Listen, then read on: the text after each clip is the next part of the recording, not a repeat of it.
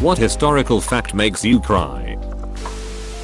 A story from my great-grandfather, who fought in WW1. Soldiers would cease fire to pick up their men's bodies and would have a smoke together, go back to their trenches and start firing again. Neither side of frontline soldiers actually wanted to be there, just drafted for war.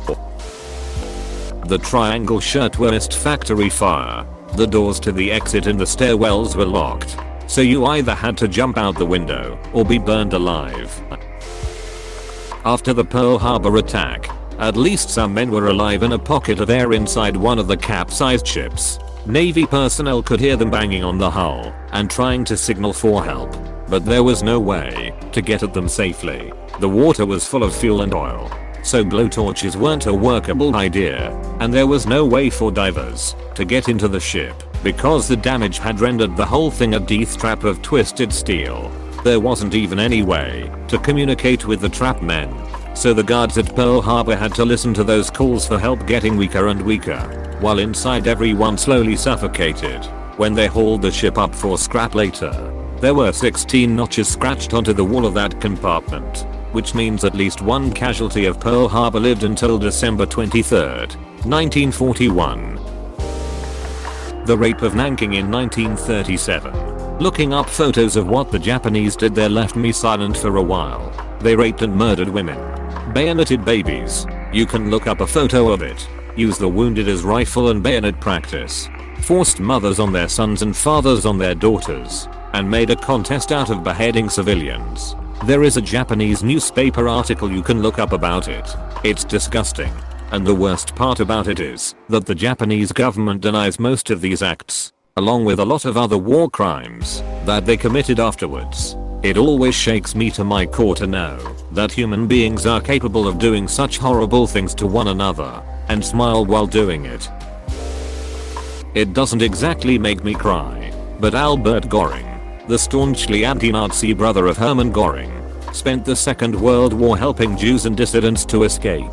He was caught several times, but was let off the hook due to his brother's influence within the Reich. After the war, he was shunned for his last name and his accomplishments forgotten. Teddy Roosevelt's mother Mitty and his wife Alice, who had just given birth days before, both died in the same house on the same day, hours apart from each other. In his diary entry that day, he drew a large black X and scribbled, "The light has gone out of my life." That's some heavy shit right there, man. One of the girls in the Donner Party was fed her dead mother and told afterwards they had an agreement to not feed people their family members, but they had broken off from the camp in an attempt to find rescue. She would randomly burst into tears about it at school years later. The whole story of the Donner Party is so horrible and sad, and it bothers me that it's just used for cannibal jokes. Most if not all the astronauts aboard the Challenger survived the explosion. It was the crash into the water that would have killed them. Irish unmarried moms were sometimes required to live in institutions, raising their own babies until they were adopted. Imagine knowing how cute your kid was, taking care of it, knowing you couldn't keep it. Sometimes they were as old as 2 or 3 when adopted. The movie Philomena dealt with this topic. When Alexander Hamilton's eldest son died, his second child Angelica Hamilton had a mental breakdown and she never recovered. Sometimes, her family would walk into a room with only her in it, and she would be speaking to her dead brother. I used to be a care worker for elderly people, and we had a lady in our facility who used to have a twin sister. The lady had a husband and they wanted children, but she was infertile, whereas her sister could have kids, but she never married. Her sister and husband were dead, with no kids. She was just alone, and she knew. But eventually dementia took this from her, and she would ask about her sister and husband all the time. One day I went in to give her medication, and as I was in the kitchen I overheard her speaking to her husband and sister saying, "I know you're dead, but that's okay because you're here." She was lucid that evening. Told me she knew she was hallucinating, but she kept talking to them anyway. Broke my heart. I miss her. The oldest recorded name for a cat was from ancient Egypt. The cat's name was Nejum, which means sweetie. Virginia Woolf's suicide and the note she left behind makes me ducking weep like a baby. Just the way she expresses sentiments of happiness and love to her husband. But also her guilt and struggle with mental illness, it just kills me. WW1. Mercy dogs. They would go out into no man's land and find wounded soldiers. They would bring medical supplies for the soldiers to patch themselves up. Or if the soldier was too mortally wounded, stay and comfort them in their final moments. Heck. WW1 on its entirety. These were kids taken out of high school sent to die on a trench. And why? So big fat guys could red row a map in order to improve their finances. I saw some gamma play of Battlefield 1. And I'm glad that the first moments of the game are literal kids dying in meaningless ways. Taking cover in mud as bullets fly by. It's one of the most miserable times of modern history. There's no more wolves in Ireland. The assassination of Aurelian. So pointless. He could have achieved so much. There were approximately 300 infants and children that were murdered in Jonestown, being forcibly fed or injected with cyanide. I feel so much pain for all the victims, but the kids in particular make me ache with despair. Henry Gunther was an American soldier killed during WWI at 10:59 am on November 11th, 1918, 1 minute before the armistice took effect at 11 am. Gunther charged a German roadblock outfitted with machine guns. German soldiers tried waving him off, knowing the war would come to an end in mere moments. Apparently he got too close, fired a couple rounds, and was promptly shot and killed instantly. The end of a Sappho poem. Beyond all hope, I prayed those timeless days we spent might be made twice as long. I prayed one word, I would. Someone, I tell you, will remember us, even in another time. That quote always make me tear up. Through genealogy, I found an old newspaper reporting an accident that happened. My 4 great-grandmother and grandfather were crossing the river into Maine from Canada when their wagon tipped. He and 5 children survived. My 4 great-grandmother and month-old baby did not. That tugged at my heart. I cannot imagine the devastation he and his children felt as they were moving. There was also a lot of stillborns and a lot of children who never saw past the age of 10. It's quite a sad journey at times. The Sand Creek Massacre is particularly bad. They had so much faith in the peace treaties that had been signed. The signs of good faith from American settlers, only to be massacred. The leader of the camp, Black Kettle, desperately holding up the American flag head being given with a white flag underneath it, encouraging his people to gather around it, thinking that the settlers would realize they were allies and stop the killings, only to be shot down. The descriptions of the massacre are brutal: children tortured and slaughtered, pregnant women with their children torn out of their stomachs, genitals torn from corpses and taken for trophies. It really made me realize you can never underestimate the cruelty of mankind, especially considering most of the murdered in this massacre were defenseless women, children, and elderly. In WWI, an American pilot named Charles Brown was flying a B-17 in a bomb raid over Germany, where his aircraft was severely shot up and entered a free fall when Brown passed out. When Brown awoke, he was only a few thousand feet above the ground and barely was able to recover the aircraft when the Luftwaffe spotted a limping B-17 far below the formation. They dispatched a pilot named Franz Stigler, assumed to be ace just 1 kill away, with 2 downed B-17s earlier that day. As he approached from the rear, Stigler noticed that the B-17's tail gunner didn't move, and after further inspection, realized he and several other gunners were dead. Stigler saw this and remembered what his flight instructor had said years ago: if you shoot a man in a parachute, I'll shoot you myself. Stigler saw this limping B-17 as no different from a downed pilot in a parachute. To prevent German flak cannons from taking it out, Stigler flew in formation with the B-17 all the way until the English Channel, where it landed safely. Stigler never mentioned the incident, and Cold Bean court-martialed for it. Decades later, Charles went looking for the enemy pilot that saved his life that fateful day, and eventually met him face to face, becoming close friends and dying just a few months apart from each other in 2008. The treatment of children. in particular by Joseph Mengele at the concentration camps during WW2. Fucking brutal. And now that I have kids of my own, it tears me up anytime I hear about it. On a similar note, Oscar de la Hoya may be Joseph Mengele X-1000 in terms of pure evil. He was a commander of an SS brigade during WW2 which mainly focused on anti-partisan activities on the Eastern Front. De la Hoya was so sadistic and purely evil that even other SS commanders were ducking horrified at his acts. I don't know if it's a good idea to go into detail about what he did during the Warsaw Uprising when his unit came across a Daker, but it is honestly one of the most disgusting things I have ever heard. The Radium Girls trying to make an honest living. No one higher up cared what happened or took responsibility. It used to be common for a raped woman to be allowed to marry her rapist so as to not get in trouble for being raped. During World War II, the Japanese army had comfort stations which served as prisons for women who were taken against their will. They would routinely form lines to take turn in raping and torturing the women trapped in these prison cells. This is just one of Japan's horrid actions during the war. Unit 731 and the Nanjing Massacre are other examples. Anna Miakwash, native woman who was involved with the American Indian movement, AIM, was shot in the back of the head execution style. The investigation around her murder was shady and involved the FBI cutting off her hands with the premise that her corpse needed to be fingerprinted.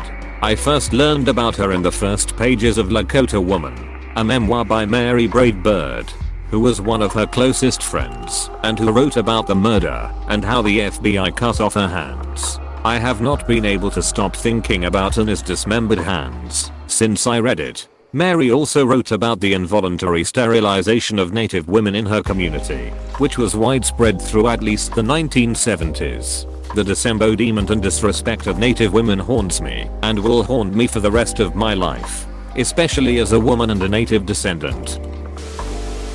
Breakup of the Karma Union. Basically this kick-ass Danish queen united Denmark, Norway, Sweden and Finland, only for her shitty heir to duck it all up. Rape of Nanking. That one of the world's most talented mathematicians died around the age of 40 because he was gay and lived in a country that had made it illegal to be. Alan Turing. He was one of the people we can thank for having computers today, and that WW2 didn't last longer. Edit. I wrote that he died, but really, he was ordered by court to be chemically castrated for being gay. It's probable that he committed suicide because he wasn't able to work under the influence of his medication. It's also of note that he received a post-mortem pardon from the Queen of England in 2012. Imagine it being illegal to be gay. Quite unthinkable in modern times. Anne Frank's death at the age of 15.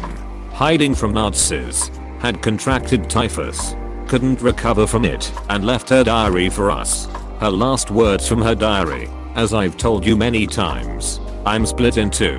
One side contains my exuberant cheerfulness, my flippancy, my joy in life and, above all, my ability to appreciate the lighter side of things. By that I mean not finding anything wrong with flirtations, a kiss, an embrace, an off-color joke. This side of me is usually lying in wait to ambush the other one, which is much purer, deeper and finer. I like how the Anne Frank Foundation defended Justin Bieber. When he visited he signed something that said he hoped she would have been a fan. And people said it was self-serving and presumptuous and undignified. The foundation came out and said that Justin understood better than a lot of people that she was a teenage girl. She wasn't setting out to be a Madonna type, matter of purity and perfection. And they thought she would be pleased that the world's biggest pop star came to find out about her life. Pictures of a box of wedding rings taken from the corpses of Jewish people in concentration camps. It just makes me so sad that the only remembrance of their spouse, who could be dead for all they know, is stolen from them, and they are unceremoniously buried without their ring. Then the rings are carelessly stored in a wooden box to be melted down. Almost a quarter of Europe's military-aged males died in WWI. The total number of deaths includes from 9 to 11 million military personnel. The civilian death toll was about 6 to 13 million. The casualties in individual battles were insane. For example, 306,000 people died at the Battle of Verdun over the course of 1916. At the Battle of the Somme, almost 1 million were wounded or killed. The story of Alex, 1977 to 2007. An African grey parrot who learned to speak, recognize objects and play with his owner. It was one of the smartest parrots ever reported. He loved his owner and his owner adored him as well. In the end, he suffered arteriosclerosis, so his owner went to see him one last time. To which Alex told his owner, "You are good. I love you." She replied, "I love you too." He said, "I'll see you tomorrow," and she replied, "Yes, I'll see you tomorrow." Christmas Day, 1914. German and British soldiers got up from their trenches and called a 48-hour truce to just chill and even play soccer. This makes me cry, because it shows that the soldiers of both sides really found it pointless to fight other people just cause their country said so. This is probably the strongest story of unity I've heard about in history class. Tibetan monks who spend their lives in solitude are often murdered as their deep sense of self is too unwavering for their local government. Modern history makes me sad. The killing fields in the tree. The Red Khmer used to kill infants and small children by smashing them against it. One of the most haunting things I've ever read about. I find acts of heroic sacrifice makes me much more emotional than acts of evil and suffering. The latter is so common in the headlines that I've become desensitized to them. Genocide of Srebrenica in 1995. The entire world, apart from poor powerless UN soldiers, looked away as thousands of civilians were executed. In general, I can't believe how much evil and cruelty took place in former Yugoslavia not that long ago. Sarajevo's Romeo and Juliet.